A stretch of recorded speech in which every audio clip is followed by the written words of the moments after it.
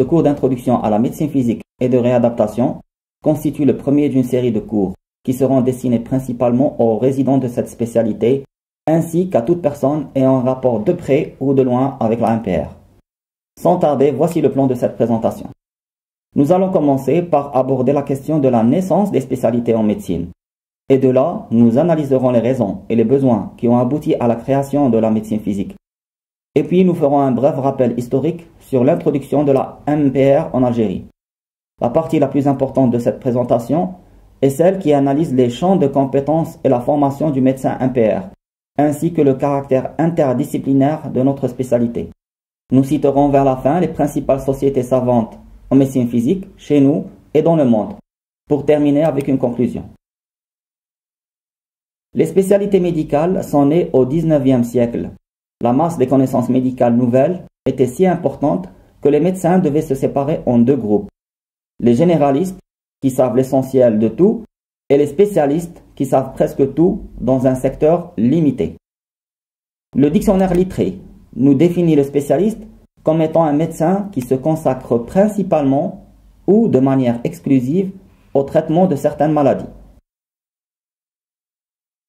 On note tout d'abord que le divorce entre médecine et chirurgie remonte à l'Antiquité. Puis, parmi les disciplines d'esprit chirurgical, l'obstétrique s'isole, confiée auparavant à des matrones. Ensuite, la chirurgie viscérale, l'ophtalmologie, l'ORL et beaucoup d'autres. La discipline médicale, également, se scinde en plusieurs disciplines.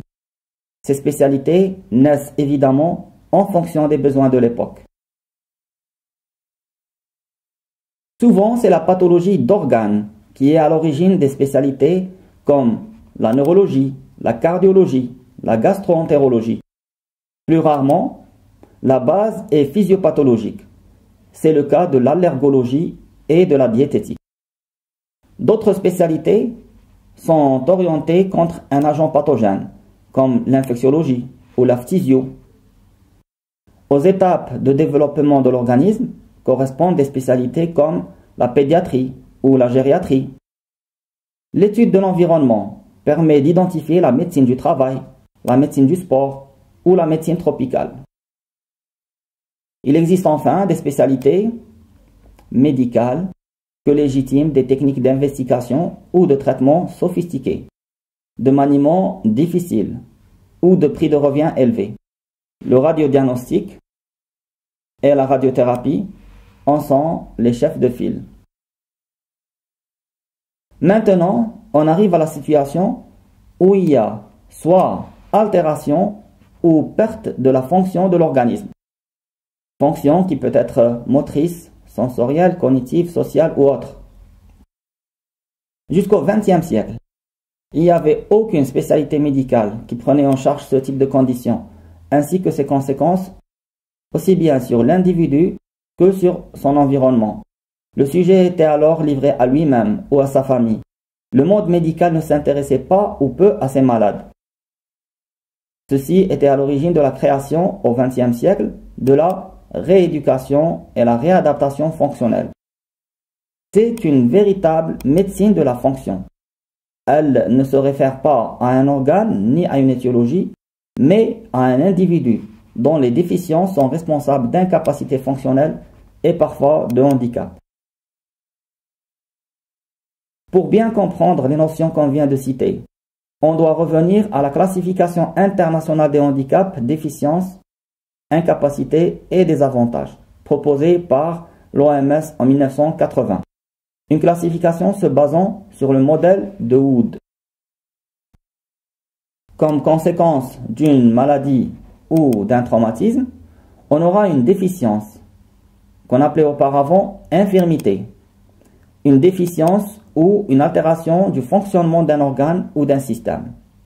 Ce dysfonctionnement sera évalué par rapport au fonctionnement habituel de cet organe. Par exemple, un accident de voiture occasionne une fracture vertébrale avec altération de la fonction médulaire. L'incapacité représente les conséquences de la déficience d'un organe ou d'un système sur le fonctionnement de l'individu en termes de limitation de fonction ou de restriction d'activité. Par exemple, une personne avec un traumatisme vertébro-médulaire sera incapable de marcher.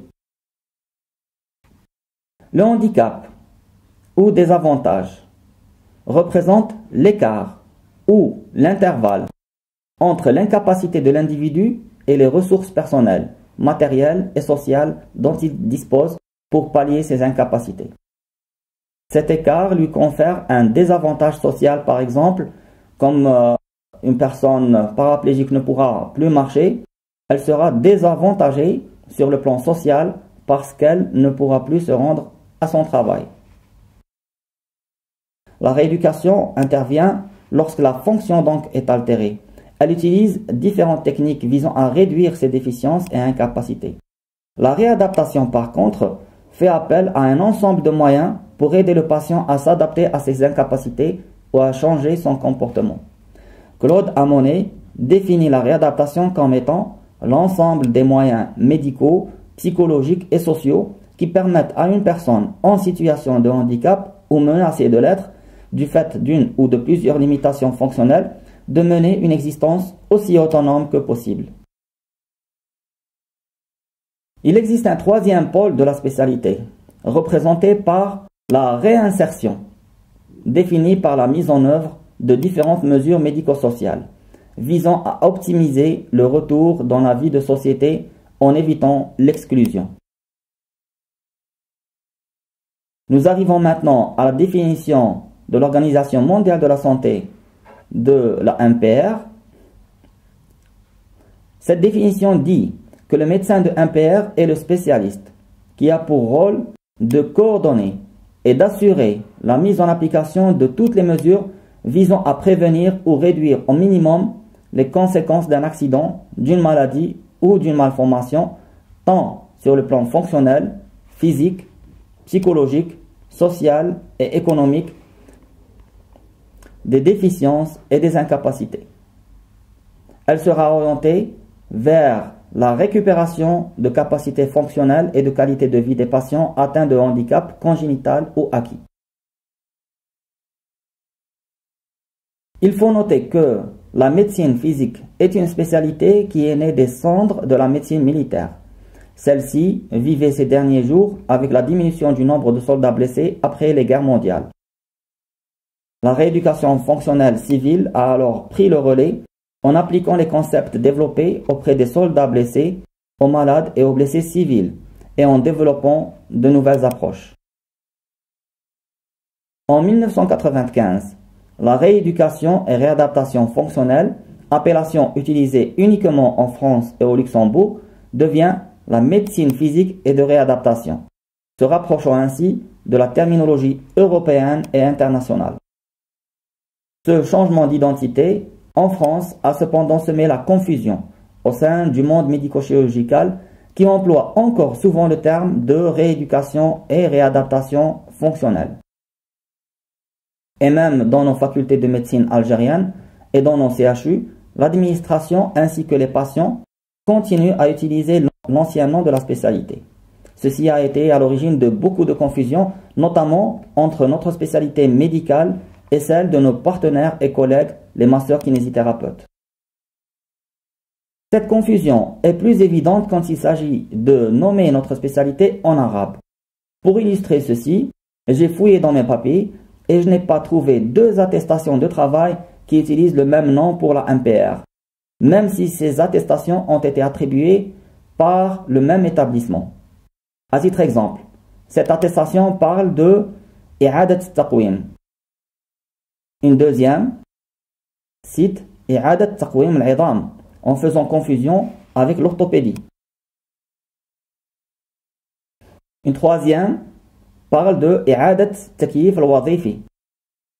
Et une quatrième qui qualifie le médecin MPR comme mukhtas fi tadlik, c'est-à-dire un médecin masseur. Et je suis certain que vous avez d'autres exemples.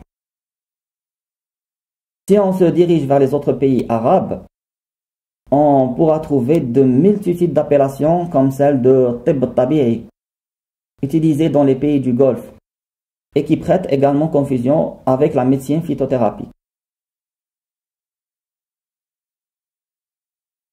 L'introduction de la médecine physique en Algérie. La rééducation fonctionnelle a vu le jour avant l'indépendance nationale. Le docteur Nakash, responsable du service de santé de l'ALN durant la guerre de libération, a décidé d'organiser la prise en charge en Tunisie des blessés de guerre, et ce, dès janvier 1959.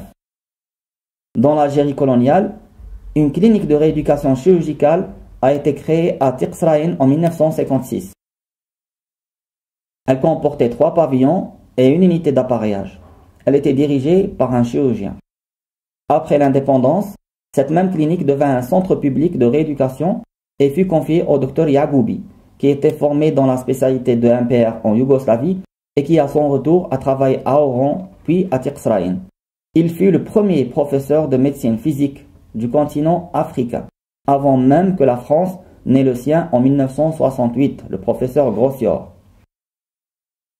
En raison du départ massif d'enfants avec malformation ou polio vers les centres de rééducation à l'étranger et le coût financier que ça a engendré, le ministre de la Santé, Dr Boudjelleb, décide en 1973 d'organiser et de promouvoir la rééducation en Algérie, sur le plan hospitalier et universitaire.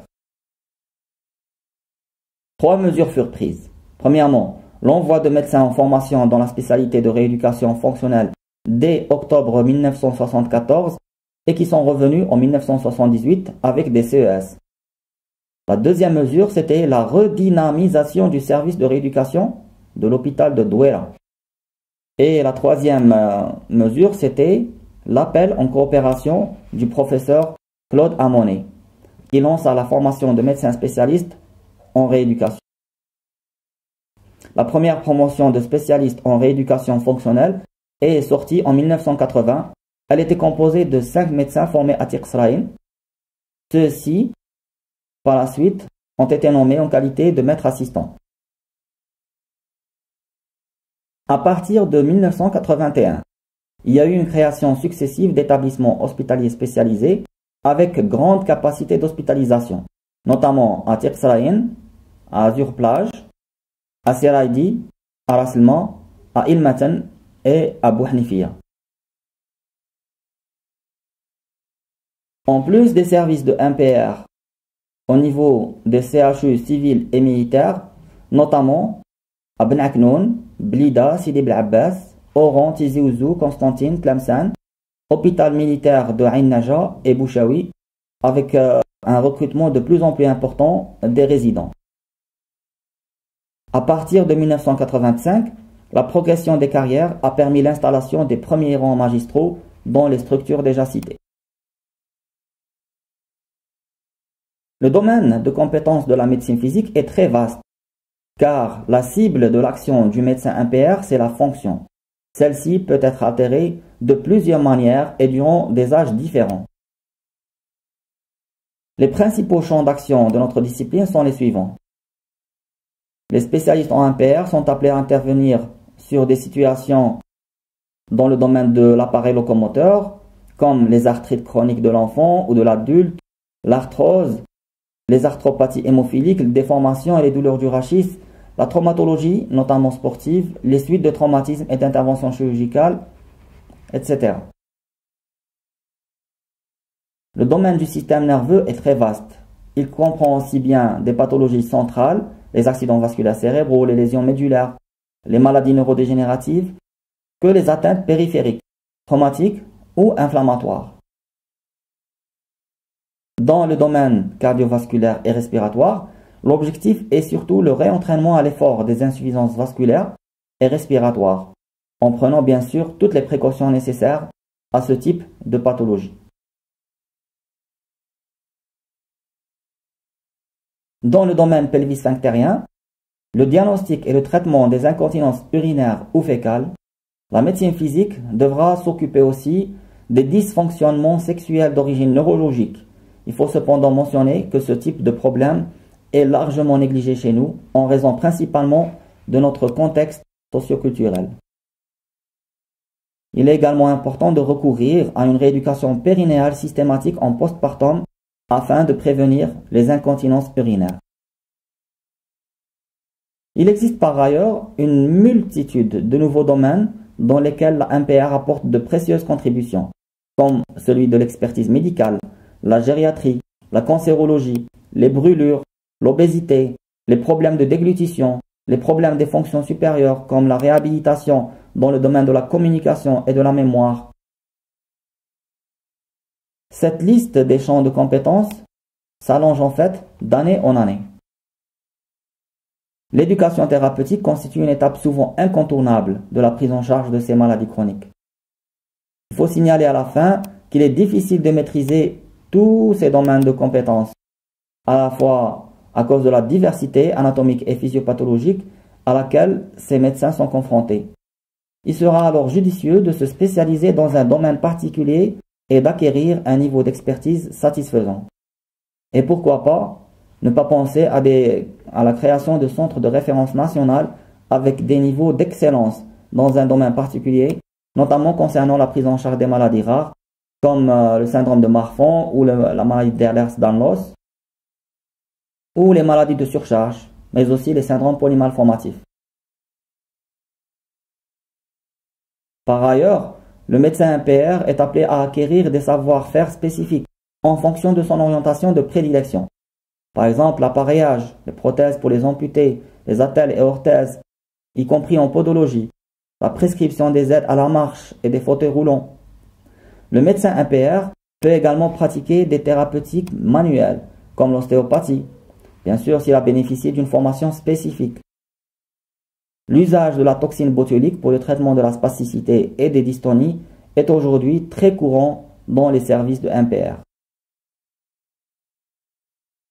Le médecin MPR peut également, après une formation spécifique, réaliser des examens d'exploration, comme l'électromyographie, les examens urodynamiques et l'échographie ostéo-articulaire.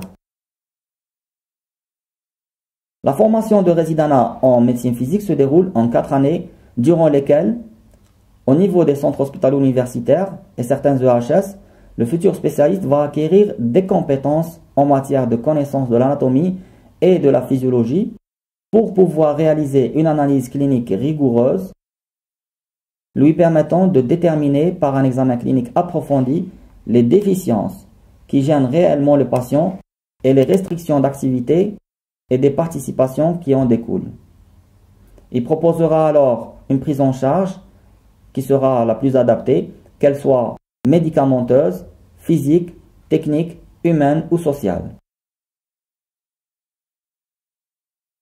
Le caractère souvent chronique des pathologies prises en charge par la MPR impose souvent l'intervention de nombreux acteurs du système de santé. Pour cela, la collaboration et l'interdisciplinarité est un gage de réussite de la mission du médecin MPR. Celui-ci va assurer la coordination de toute l'équipe au service d'un objectif clairement établi. L'objectif sera bien sûr discuté avec le patient et partagé par tous les intervenants.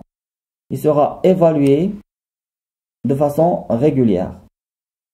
Cette collaboration se fait dans le domaine médical avec les spécialistes concernés par la pathologie traitée. Ça peut être un rhumatologue, un traumatologue, un neurologue ou autre spécialiste.